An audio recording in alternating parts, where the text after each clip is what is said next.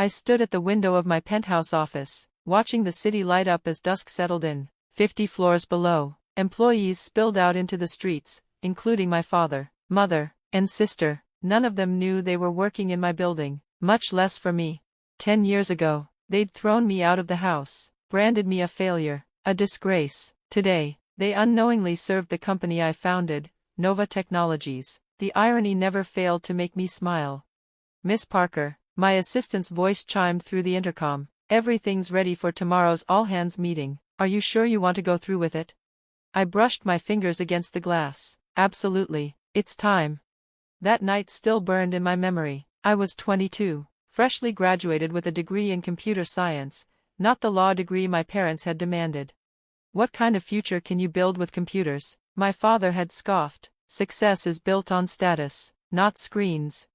My sister, Diane, had been their pride, law school valedictorian, engaged to a senator's son. I was the outcast who preferred code to cocktails and boardrooms.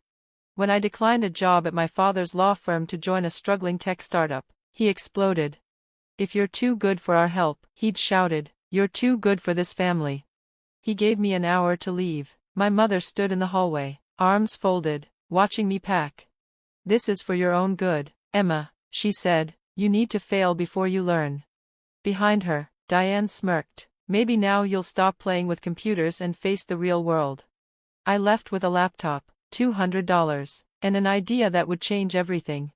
The startup I joined was bleeding cash, its leadership floundering. 6 months later, it was circling the drain. That's when I stepped in.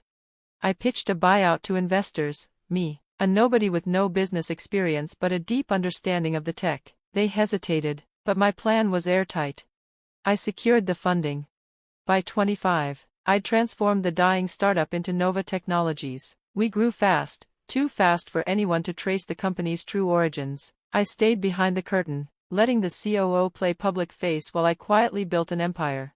3 years ago, Nova acquired the downtown building that housed my father's struggling law firm. I didn't evict them, I offered them jobs. My father came on as legal counsel. My mother became an office manager. Diane, whose career had stalled, accepted a junior role in the contracts division.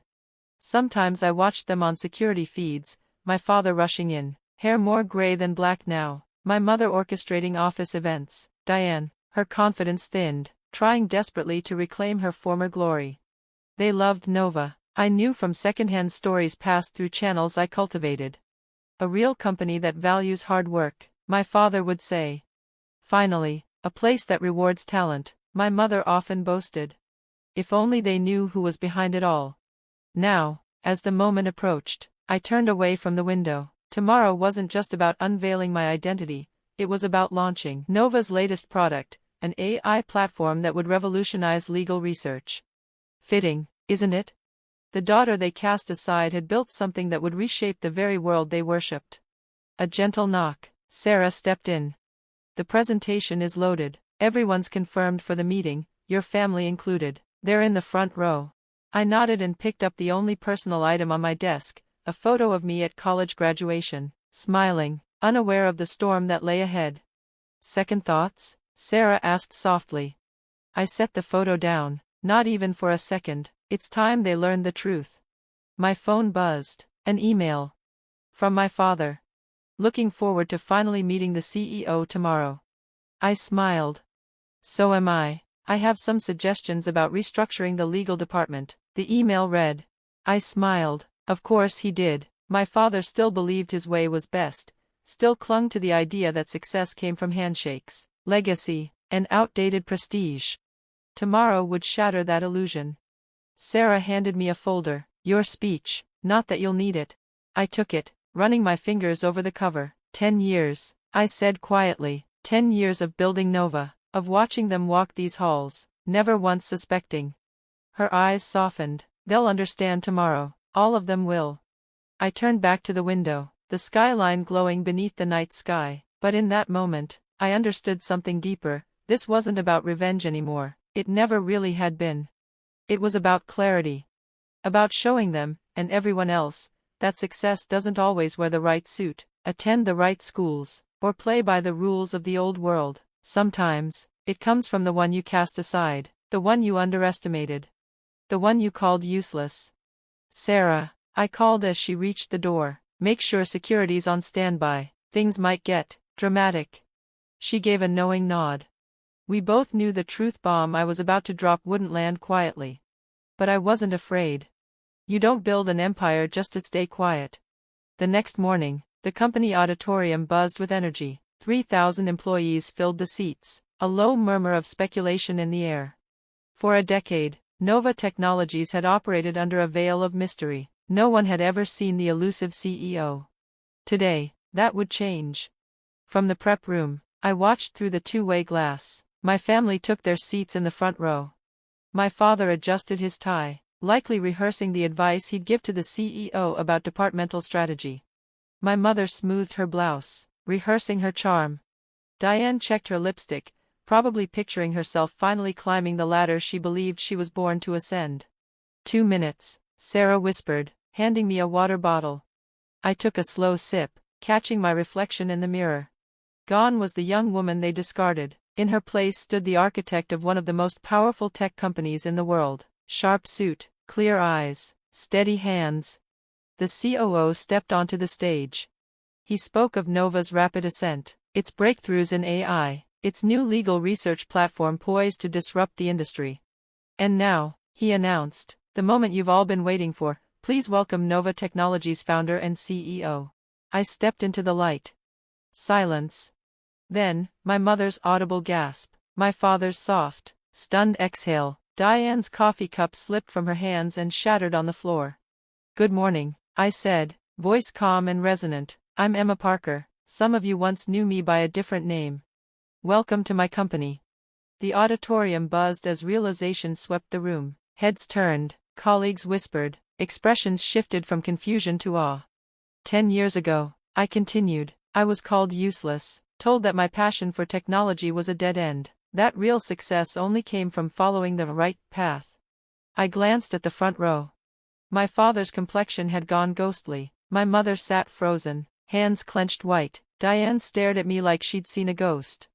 The people who said those things, I said, letting the words hang, they've been working here, in this very building, for the past 3 years. They're here today. They're sitting right there. Gasps rippled through the audience, whispers surged like a wave. Faces turned toward the front row, toward the legal counsel, the office manager, the contract specialist. The people who once cast me out, now unknowingly working beneath me. I paused, took a breath. But this, I said, voice unwavering, this isn't about revenge. I said, my voice softened, this is about innovation. About seeing potential where others see nothing. About believing in yourself when no one else does. I clicked a button. Behind me, the screens lit up with a sleek interface and real-time demonstrations of our new AI legal research system. Today, I continued, we're announcing technology that will transform the legal profession. Ironically, it was developed by someone who was once told she was wasting her time with computers. The presentation was flawless. Our system could scan millions of legal documents in seconds, identify patterns, predict case outcomes with unprecedented accuracy, and reshape how law firms operated. As I spoke, I watched my father's expression shift, from disbelief to realization. He understood now. His useless daughter had just rewritten the rules of the game he thought he mastered. When the lights dimmed and the final slide faded, the room exploded in applause. People stood. They cheered, not just for the tech, but for the person behind it. For the CEO who had walked among them all along. Security escorted my family to my office quietly. After answering a few final questions from employees, I headed upstairs. They were waiting. My father paced like a caged animal. My mother sat stiffly on the edge of a chair. Diane stared out the window, arms crossed, silent. How, my father began. How did I build a multi-billion-dollar company? I said, stepping behind my desk. With the skills you dismissed. The vision you mocked. The determination you tried to smother. Emma, my mother said, voice trembling, we only wanted what was best. For you? I asked, meeting her gaze. No. You wanted what looked best to your friends. That's a very different thing. Diane turned from the window. All this time, you were our boss. I smiled, holding up the old graduation photo on my desk. Ironic, isn't it? The daughter you threw away ended up signing your paychecks. My father stiffened, summoning whatever authority he thought still applied. Now see here, young lady. No, I stopped him. You lost the right to speak to me like that the night you gave me 1 hour to pack my life into a duffel bag. I stood. You're all excellent employees. Your reviews are solid. You'll keep your jobs, though I imagine family dinners might feel a bit different now. You're letting us stay? My mother whispered. After everything? This was never about revenge, I said. It was about proving that success doesn't always come in the shape you expect. Sometimes, it comes from the person you least expect. They left my office changed, shaken, quiet, aware that everything they once believed about worth and success had just been rewritten. The months that followed brought a new normal. My father's restructuring suggestions gathered dust, our AI had rendered them irrelevant. My mother's prized social network held no power here, where performance trumped pedigree. Diane?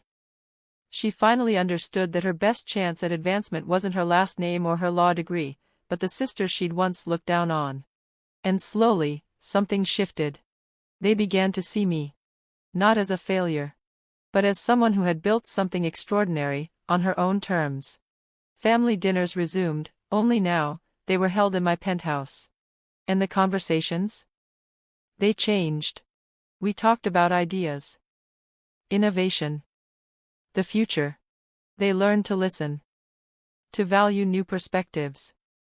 To respect that success doesn't always wear a lawyer's suit or come with applause from the old guard. I kept my original workspace downstairs. Sometimes, I still work from there, shoulder to shoulder with the team, where this journey truly began. It reminded me of why I built Nova. Not to prove them wrong, but to prove that the word useless doesn't define you. It challenges you. The photo on my desk has company now, a new one, from last year's company picnic. My family is in it, smiling. Genuinely, this time. We're not perfect. But we're healing. And me? I'm exactly where I'm meant to be. Running the company that turned useless into unlimited.